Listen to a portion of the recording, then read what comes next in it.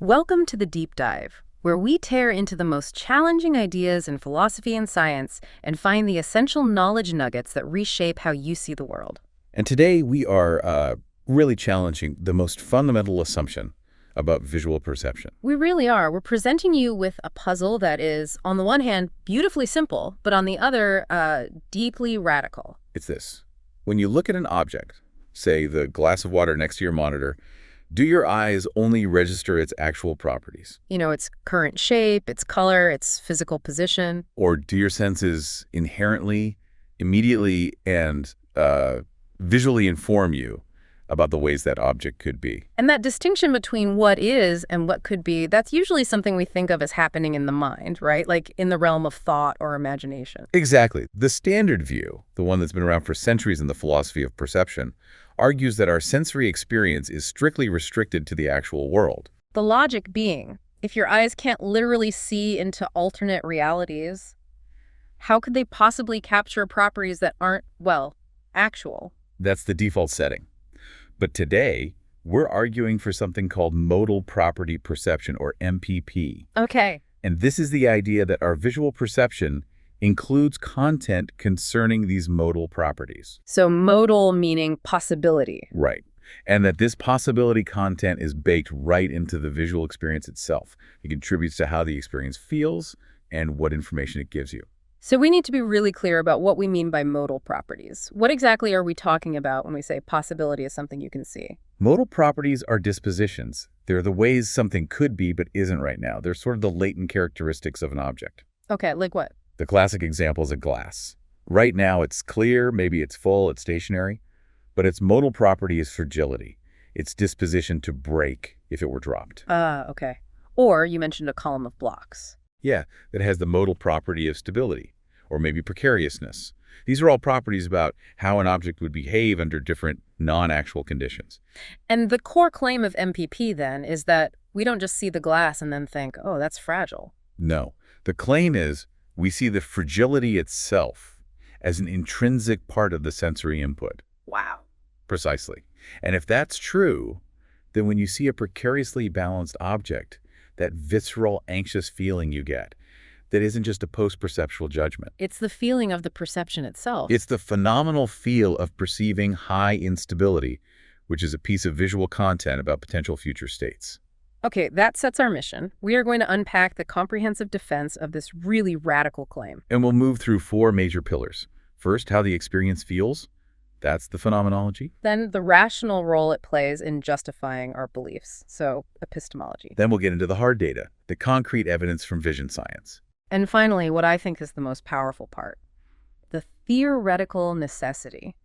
How accepting MPP solves these deep, lingering problems in explaining how we perceive objects in the first place. Let's get into it. So before we jump into all the evidence for this, we have to respect the philosophical resistance. I mean, why has this idea been largely rejected until recently? What makes possibility so hard to grant visual access to? Well, the resistance is largely historical. It rests on a pretty restrictive model of vision that goes back centuries. And what's that model? It assumes that vision has to be this simple, instantaneous, and purely causal process tied to physical inputs. Light hits retina, brain sees picture. Like a camera. Exactly. But what's interesting is if you look closely at many everyday properties we readily attribute to objects, they're already dispositional. What do you mean? Well, things like being elastic or squishable or slippery. Right. Those are inherently about how the object would behave in counterfactual, non-actual situations. You only know it's slippery when you try to grab it. So if I say that wall is load-bearing, I'm not describing its color or texture. I'm describing its capacity to withstand future pressure. Which is inherently modal. Absolutely. And when we experience these possibilities, they're often structured. We don't just perceive that the glass could break. We perceive that it could easily break. So there's a gradient. Yes, which implies an ordering of proximity to the actual world. This gradient of possibility from near certainty to a really remote chance, that's represented in the perception itself. But the big objection, the one that traditionally just shuts this whole discussion down, is tied to the physics of sight, right? That's the one, the traditional resistance. It's often associated with the philosopher Colin McGinn.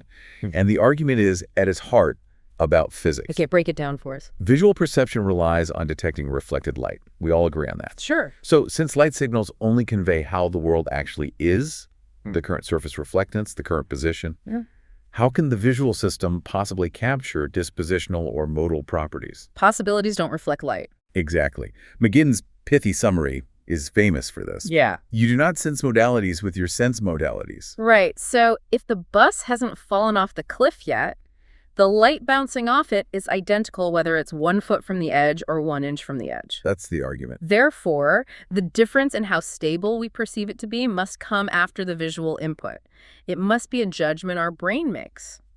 That sounds, I have to say, highly logical. It is logical, but only if you accept a very strict, very simplified view of visual processing as just a passive receptor for instantaneous causal inputs. And you're saying it's not? Not at all. Once we look at how the visual system actually works, that McGinn objection starts to crumble. Okay, so let's unpack this. We need a counter-argument that perception is way more complex, that it's an integrated computation system, not just a simple light sensor. Indeed. We can look at two properties that everyone universally accepts as being visually perceived, yet they also defy that strict instantaneous causation model that McGinn's objection demands. Okay, what's the first one? Let's start with color perception. Right, if the visual system is just detecting light reflectance, color should be simple. You'd think so. But color is notoriously complex. For instance, we perceive the surface of an apple as being uniformly red, even as it moves from direct sunlight into deep shadow. The actual wavelength composition of the light hitting your retina changes drastically between those two conditions. Drastically. But the perceived property, the redness of the apple, stays the same. We call that color constancy. Exactly. So we aren't perceiving the light itself. We are perceiving the stable property of the surface. But that property isn't as simple as reflecting 650 nanometers. So what's happening? Color perception emerges from a really complicated interaction between the light reflectance, the surrounding context, and the mind's own processing system. It's trying to locate a property that's hard to pin down in simple surface physics. So if the visual system is already integrating context and background assumptions to achieve something like color constancy, Perceiving a stable property across varying non-actual lighting conditions. then the claim that it can't perceive other modal properties, which are just another form of stable property across varying circumstances, that starts to look a lot weaker. It looks arbitrary, in fact. Okay, what's the second counterexample? You said it was even more compelling. It is the perception of movement. Movement is a property that, by definition, exists over time. You don't perceive movement by detecting a static property at a single frozen instant. Of course not. You perceive it by registering light reflected from an object across a series of moments, and then integrating that temporal data. The property of motion itself doesn't stand in an independent, instantaneous causal relation to the visual system. So if the visual system can integrate information across time to give us the perception of motion, which no one denies is a perception, Then why can't it integrate knowledge and light signals to yield the property of possibility? they both require computation and integration that goes way beyond the instantaneous light input. It forces us to accept that visual perception is fundamentally constructive. And this ties directly into what are called inferentialist accounts of vision. Which suggests that what we perceive is basically the brain's best guess or hypothesis about the world out there. Precisely. And for our informed audience, it's worth getting into the concept of priors here. So when light from a 3D world hits our 2D retina, the information is massively underdetermined. Right? Hugely underdetermined. Imagine you're looking at a square tile on the floor. Is it a small square that's close up or a huge square that's far away? Or is it a square face on or a parallelogram tilted away? The visual system can't tell for sure based on the light pattern alone. There's an ambiguity there. So the brain has to integrate that raw sensory data with its established knowledge, our priors, to resolve the ambiguity and arrive at the size and shape we actually perceive. Exactly. We have priors like objects of a certain class are typically this size, or light usually comes from above. And modal property perception fits perfectly into this paradigm. The perception of fragility or stability isn't some exotic, weird addition. It's simply the result of coupling the incoming light signals, the shape, the material texture, the leverage points, with our interpretive dispositions and background knowledge about how such objects typically behave. Those are our priors about physics. So the McGinn objection demanded simple causation. But what you're arguing is that vision is complex computation. And if it computes shape and size using priors, why on earth wouldn't it compute fragility using priors? It becomes a matter of parsimony. It just makes more sense. Once we accept the complexity of integration for things we all agree we see, like shape and size and motion, it feels completely arbitrary to draw the line precisely at possibility. It's just another computed property. Exactly. Accepting MPP is just acknowledging that the line between actual and non-actual properties is not the relevant functional dividing line for what counts as perceptual content. Okay. Now, before we get to the evidence, we need to be really clear about what MPP is not, because it sounds like it could get confused with some close cousins. That's a great point. The first distinction is between perceiving possibility and merely gaining knowledge of possibility based on what you perceive. What's the difference? Well, some philosophers would say, we see the mug and we immediately know I can reach it. That's knowledge that is justified by perception. Okay. Our claim is much stronger than that. We're saying the non-actual property itself, the reachability, the fragility, is part of the phenomenal content of the visual experience. It's in the seeing, not just a thought that follows the seeing. The second confusion is with probabilistic theories, the idea that perception just deals with confidence levels. Yes. So probabilistic theory suggests that vision is structured by probabilities. We assign a high probability to an object being a certain actual size or a low probability to it suddenly vanishing. And that relies on some kind of modal content tacitly. It does, but it doesn't claim we are phenomenologically aware of the probabilities themselves. We are focused on seeing the non-actual property, the possibility, not just quantifying our confidence in an actual property. And the third distinction, which is maybe the most important for anyone familiar with psychology, is the difference between MPP and affordances. Right. Affordances, a term from James Gibson, are the possibilities for action that the environment offers an observer. Like seeing a doorknob as turnable or a chair as sittable. Exactly. That's clearly modal, but it's restricted to the observer's own agency. It's about what I can do. And the MPP claim is broader than that. Significantly broader. MPP encompasses what we call proto-affordances. Affordances. These are possibilities that are relevant to the object's nature, but totally irrelevant to the subject's immediate agency. Give me an example. When you see a huge boulder on a distant cliff edge, you perceive its imminent potential to fall and its immense destructive force. Right, but I have no intention of climbing it or moving it. Your agency is completely divorced from the possibility, but the possibility is still visually represented. You see it. So affordances are about what I can do with the object, whereas proto-affordances are about what the object can do regardless of me. Precisely. And that shift makes possibility a pervasive visual property of the world, not just a practical, action-oriented one for me. Okay, that's a lot clearer. So let's launch into the evidence. We're taking what you call the maximizer route, the claim that MPP is a broad, necessary expansion of our understanding. And we start with the most intuitive line of evidence, how the world actually feels when you see it. This is the phenomenological support. We're relying on introspection here, which can be tricky, but the intuition is incredibly powerful.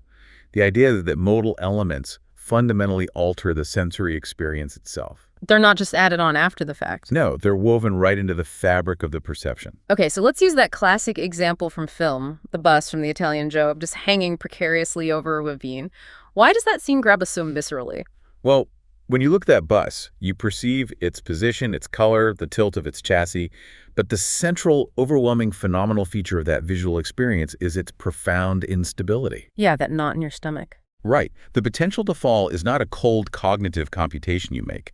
It's a hot, immediate, and integral part of the sight. And if the bus was, say, slightly farther back from the edge, all its actual properties, color, shape, might be visually identical. But the phenomenal feeling of the scene changes entirely. Why? Because the modal property, its stability, has changed. If the instability wasn't perceived, but just inferred, the feeling would be less visceral, wouldn't it? Less immediate. It would. The immediate tension suggests the possibility of catastrophic failure is visually encoded. Okay, or what about a domestic example? Consider seeing a delicate antique vase on a shelf. You look at it and you perceive its fragility. Then a large, clumsy Labrador runs into the room. Suddenly that fragility leaps out at you visually, even before the dog gets close. The possibility of the vase shattering is now the dominant perceptual feature. To give this intuition a bit more structure, philosophers like Susanna Siegel developed what's called the phenomenal contrast strategy. This is a really clever way to isolate the phenomenal difference. We take two experiences, A and B, that share identical or near identical low-level visual features like color, texture, location. Okay. And if the two experiences nonetheless feel different, the difference must be due to a difference in the content that is not one of those low-level features. Let's apply that to instability, maybe with a Jenga tower analogy. Yeah. Imagine two stacks of blocks. Stack A is stable, evenly built. And stack B has one critical brick misplaced that puts the whole column on the verge of collapse. From a distance, the color, the shading, even the general outline of the two towers are basically the same. Yeah, looking at stack B is a fundamentally different experience. It just looks unstable. That phenomenal contrast, that anxiety, that sense of imminent tumbling. Is best explained by allowing that the visual system is representing variations in the modal property of relative stability. The difference in the feeling of seeing the tower is the difference in the perceived possibility. But the skeptic can always come back and say, okay, I grant that it feels immediate, but that doesn't prove it's perceptual. Maybe I just learned long ago that high centers of gravity lead to collapse and that knowledge is just accessed preconsciously in milliseconds. Fair challenge. So how do we move from a private, phenomenal report to more objective evidence? We move to the rational function of perception. This is the epistemic support. Okay.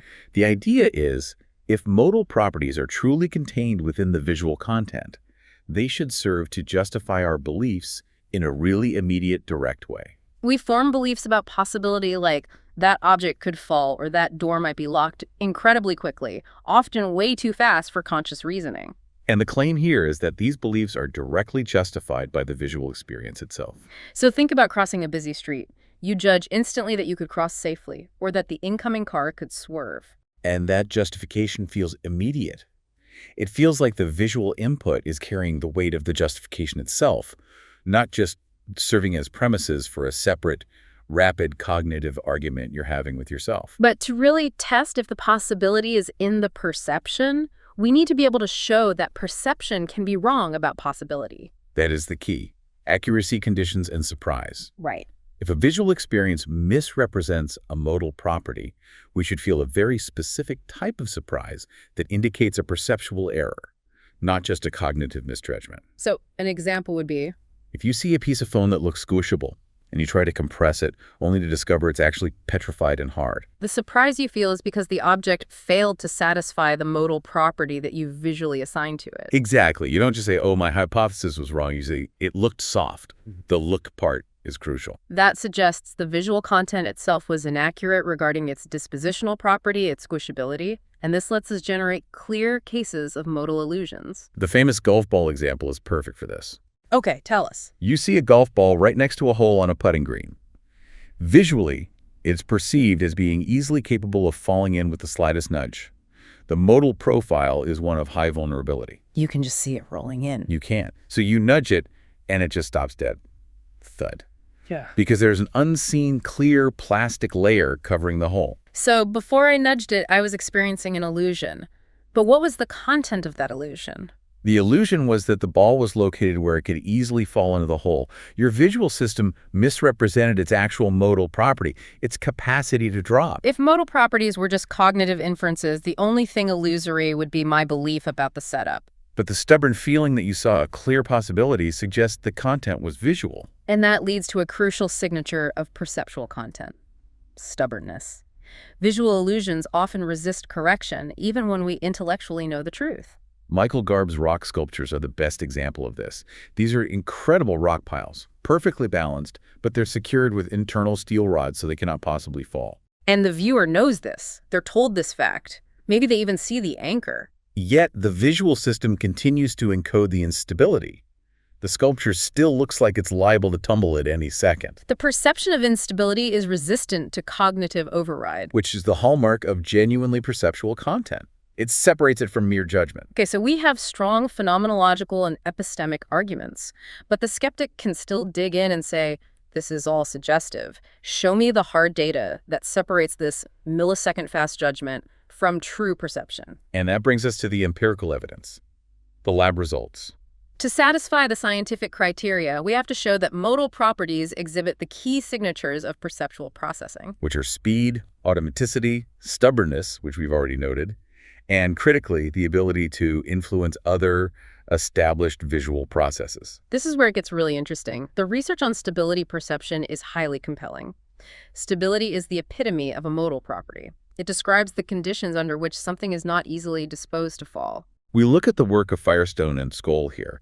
They were incredibly meticulous in designing experiments to isolate whether stability computation was automatic. What did they do in their first study? They showed subjects an image of a block tower and then a slightly altered version of it. The subject's task was simply change detection.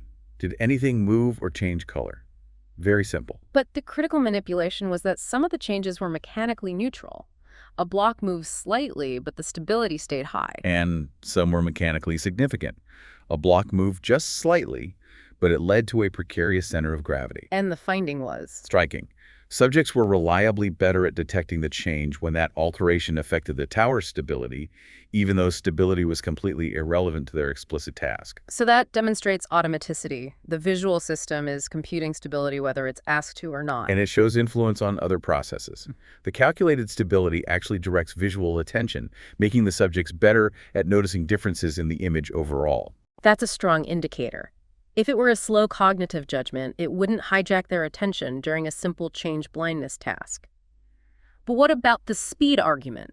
The difference between a millisecond judgment and perceptual extraction. In a follow-up study, Firestone and Skoll flashed these complex block towers for extremely brief durations, as little as 100 milliseconds. 100 milliseconds is just a blink of an eye. Barely enough time for the information to be processed, let alone judged. Barely. And yet, subjects were asked to rate the stability of the tower on a scale. They found that the stability ratings made after just 100 milliseconds correlated highly with the ratings made by subjects who had a full second to stare at the towers. Wow. The complex modal property of stability, which involves predicting forces, calculating centers of gravity, potential failure points, all of that is extracted incredibly rapidly. That's characteristic of mandatory perceptual level computation, not a post-perceptual chain of inference. It has to be. Okay, so if the modal property of stability is perceived, what about other potentials, like how objects can combine with each other? This takes us to the concept of potential fit or combinability. Guan and colleagues performed these fascinating experiments where they showed subjects displays of geometric shapes. And what was the task? They just asked them to estimate the number of pieces, a basic visual property we call numerosity. And numerosity is usually pretty stable and robust. What did they manipulate? They manipulated the arrangement. In some displays, the pieces were geometrically combinable. For instance, a half-moon shape and a corresponding concave shape that would fit together perfectly. Like puzzle pieces. Exactly. In other displays, the pieces were non-combinable, like two convex shapes that would just butt up against each other. And the result was counterintuitive, I'm guessing? It was. Displays with combinable pieces were perceived as less numerous than displays with non-combinable pieces. Wait, what? The visual system, when it's assessing quantity, seemed to treat two physically separate combinable parts as if they were a single potential whole. The mind effectively preemptively collapses the two items into the single object they could create. That is a staggering cross-influence. It's huge. The modal property, the potential fit, is so deeply integrated into processing that it alters how the mind extracts a core visual property like quantity. This seems to confirm that possibility isn't just a cognitive overlay, it's a fundamental input into the visual process itself. It's hard to interpret it any other way. There is, however, one final attempt to explain this data without resorting to full modal property perception, and that's the future tense alternative. Right. The idea here is that the visual system is just inherently predictive. It's structured by anticipation. So instead of seeing what could happen, modal content, maybe we just see what the system predicts will happen. Future tensed content. This sounds plausible on the surface. The brain is constantly running simulations of the future. Why not say the visual experience is just showing us the single most likely future? But you're saying that view fails. It fails for three critical reasons that MPP handles easily. The first is the problem of univocality. Meaning? If perception were strictly future tensed, it would predict a single, certain outcome. That the highly unstable Jenga tower will fall in one specific direction. But that's not what we experience. Not at all. In complex, high instability cases, what we perceive is a set of possibilities. We see that it could fall forward or backward or maybe twist with varying degrees of likelihood. We perceive the potential multiplicity of outcomes. The future tense view can't account for that perceived range of potentiality. It can't. The second, and perhaps more powerful objection, is the problem of error. Okay. If perception were future tensed, it would be inaccurate whenever a possibility is not actualized. So if the visual content of the precariously balanced bus is, the bus will fall, and then a tow truck stabilizes it before it does, Your visual experience was factually wrong, and error would be widespread and pervasive across all of vision all the time. But MPP avoids this by claiming we see possibility, not certainty. The ball could fall remains an accurate perception, even if the ball stays in place. Exactly. MPP makes vision far more reliable. So if the visual system is fundamentally trying to model possibility, it explains how it copes with both prediction and history. Yes, MPP offers a way to unify past and future perception. Studies show we are sensitive to an object's shape history, how it likely formed. When we see a static shape, we integrate knowledge of how it could have been, the potential for past states. And the future tensed view can't integrate that past-oriented data naturally. Not really, but MPP treats them symmetrically. How so? The visual system simply tracks the ways a shape could be or could have been. This allows for a more parsimonious interpretation. The visual system is fundamentally tracking modal potential, regardless of temporal direction. It sees the world as a dynamic system of potential, not just a sequence of certain actual states. Okay, we have established a really strong case based on personal experience, rational function, and empirical data. But now we get to the final and most ambitious argument. The theoretical payoff. We have to ask, is MPP just a neat trick the brain does, or is it fundamentally necessary to explain core vision functions? We're arguing it is the latter. Yes. The perception of modal properties may not just be a feature of vision. It may be constitutive of what it means to see something as a visual object in the world. Wow. If that's true, then possibility isn't just visible in precarious Jenga towers. It's being computed every single time you look at your coffee mug or a tree or another person. Every single time. To appreciate the solution MPP offers, we have to first look at the massive problems that object perception theory faces. The visual system's main job is to segment the continuous flow of light into discrete, identifiable objects. How does it do that? Well, the first puzzle is the representation question. What exactly changes in your visual experience when a figure suddenly snaps into focus, separating itself from the background? You mean like in those famous figure ground ambiguities like the Rubin vase faces illusion? Exactly. When you switch from seeing the two faces as the figure to seeing the central area as a vase, the low-level stimulus, the lines, the shading, the distribution of light, that remains entirely constant. But the phenomenology, the experience, completely transforms. So what piece of information is suddenly assigned to that central area that unifies it and distinguishes it as a cohesive object? Or think about a camouflaged lizard on a tree branch. It goes from being just an undifferentiated continuation of the texture to suddenly becoming a distinct, bounded object. The low-level properties of color and texture didn't change at all. Only its identity status. So what is that essential unifying ingredient that the visual system assigns to the lizard? And the second puzzle is the change problem.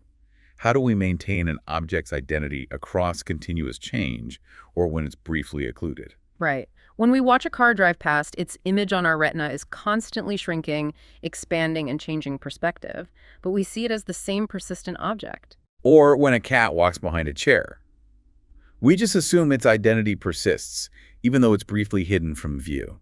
The old view, feature prioritarianism, that we track objects based on stable features like color or shape, that really struggles here, because in a dynamic world, almost all the features change. We need a stable anchor that survives all that feature variation.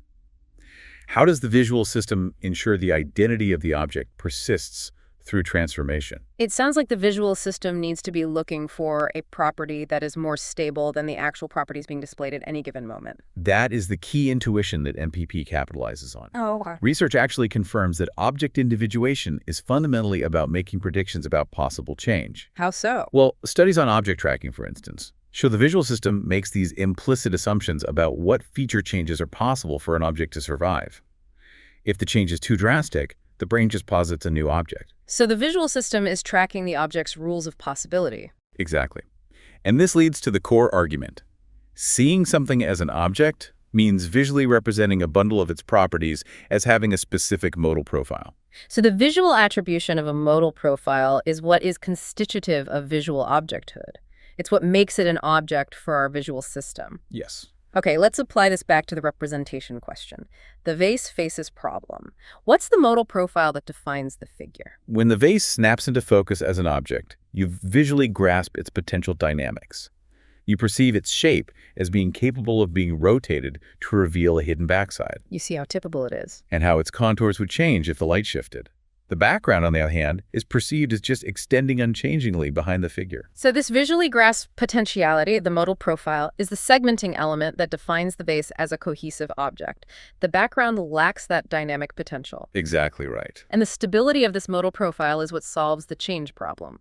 The set of possible changes an object can undergo is more stable than its current shape or color. Think of the Transformers analogy. Okay. When a shiny red sports car dramatically morphs into a giant robot, the visible, actual properties, shape, size, texture change radically. Completely. But you still track it as one persistent identity. Why? Because the modal profile, the knowledge that this specific identity can survive those transformations and the specific rules governing them, is the stable anchor that allows re-identification. The modal profile is the underlying identity tag that persists even through massive changes in its actual presentation. It is. It's the wrapper that holds it all together. That's a highly compelling way to unify constantly changing data. How does this apply to complex scenes, like a pile of sticks or a group of moving objects? Well, MPP allows for hierarchical perception through nesting and segmentation.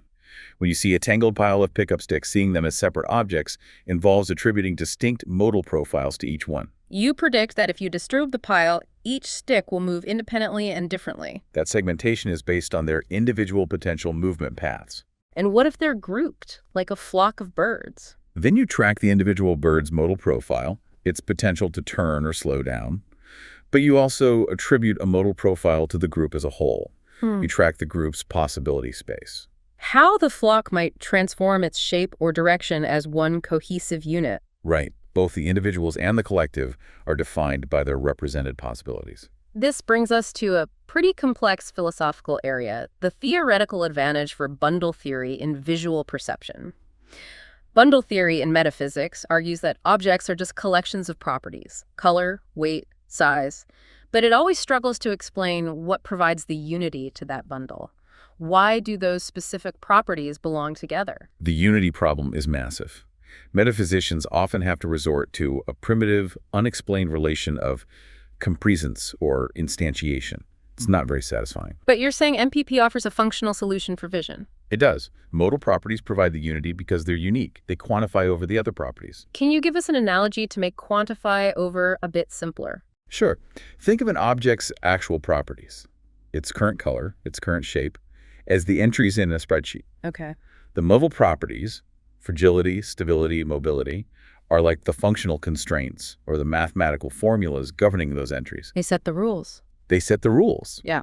They tell you that the shape could be different under certain forces, or the color could appear differently under different light, but the object remains the same. By imposing rules on the non-modal properties, the modal profile binds them into a coherent, persisting visual object. It's the persistent program that defines that identity file in your visual system. That makes the object concept so much more robust. Modal property perception isn't just an interesting fringe feature. It provides the deep resources necessary to explain how our visual system successfully achieves its primary task, segmenting and tracking persistent, dynamic things in the world. It's foundational.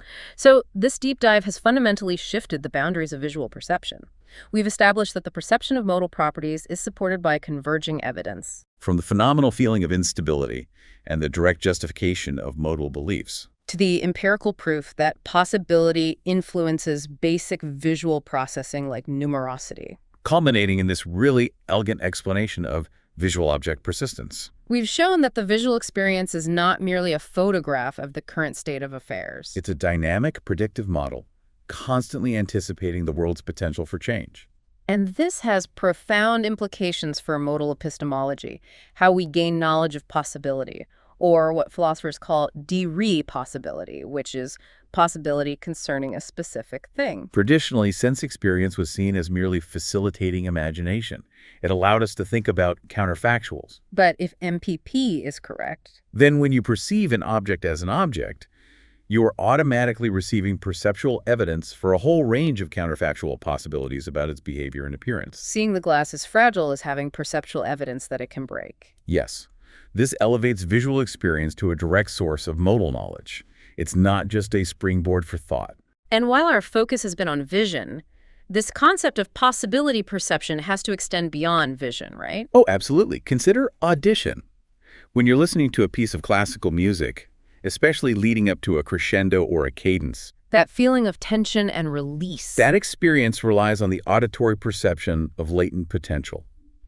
We don't just hear the notes being played, we hear the possible resolutions of the dissonance. The perceived tension is the immediate phenomenal content of the modal property of potential resolution. So what does this all mean for us? If vision is fundamentally driven by tracking possibility, its goal isn't just passive description. No, it's active survival and interaction. Right. If we accept this expansive view, vision's primary function moves beyond that classic definition of knowing what is where. It becomes about modeling what could be where and when. The visual system is an engine for maximizing survival by prioritizing dynamic predictive potential over static actuality. So if visual perception is fundamentally oriented toward the possible modeling how the world could be, not just how it actually is, this raises a final provocative question for you to consider. If your brain constantly uses possibility to define reality, how much of your daily immediate experience of reality is actually the instantaneous perception of potentiality?